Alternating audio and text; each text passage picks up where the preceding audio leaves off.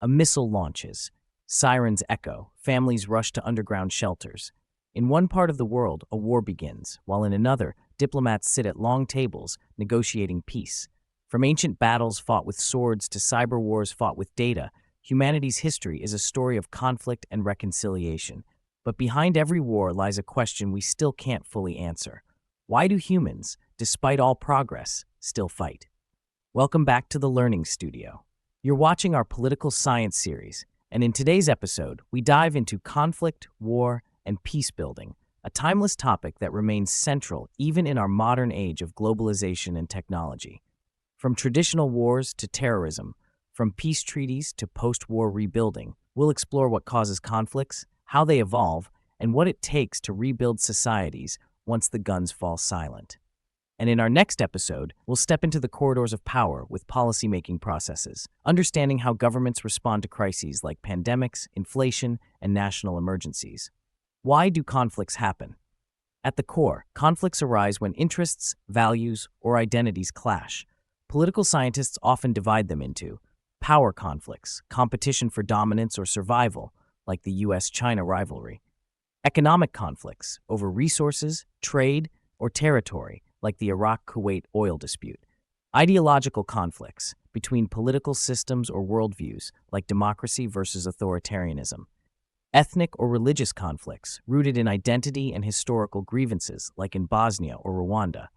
Even today, from Ukraine to the Middle East, from Sudan to cyberdomains, conflict continues to evolve, less about borders and more about influence, information, and ideology. The changing nature of war. Modern warfare has shifted from battlefields to networks.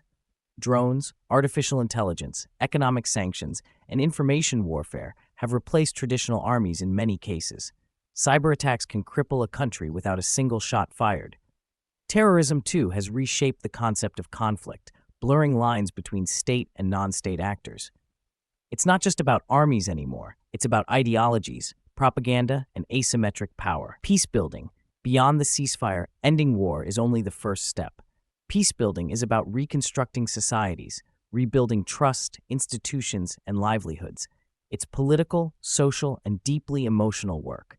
The United Nations, regional bodies, and NGOs play vital roles here, organizing ceasefires, sending peacekeepers, and facilitating dialogue. Rwanda's reconciliation process showed how forgiveness could rebuild a nation after genocide. The Balkans demonstrated the importance of international mediation. Post-war Germany and Japan proved how reconstruction and democracy could turn adversaries into allies. But peacebuilding is never easy. It requires justice without revenge and security without oppression. The human side of war and peace. Political science teaches us that conflict isn't just about power, it's about people.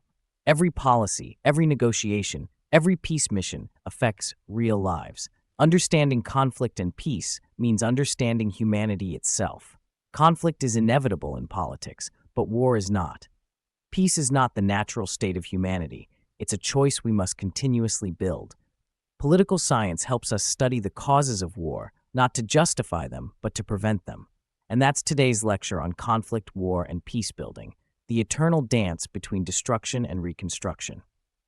In our next episode, we'll move from the battlefield to the policy room with policy-making processes, exploring how leaders, advisors, and institutions make decisions in times of crisis, like pandemics, inflation, or war. This is the Learning Studio, where learning never stops. See you in the next episode.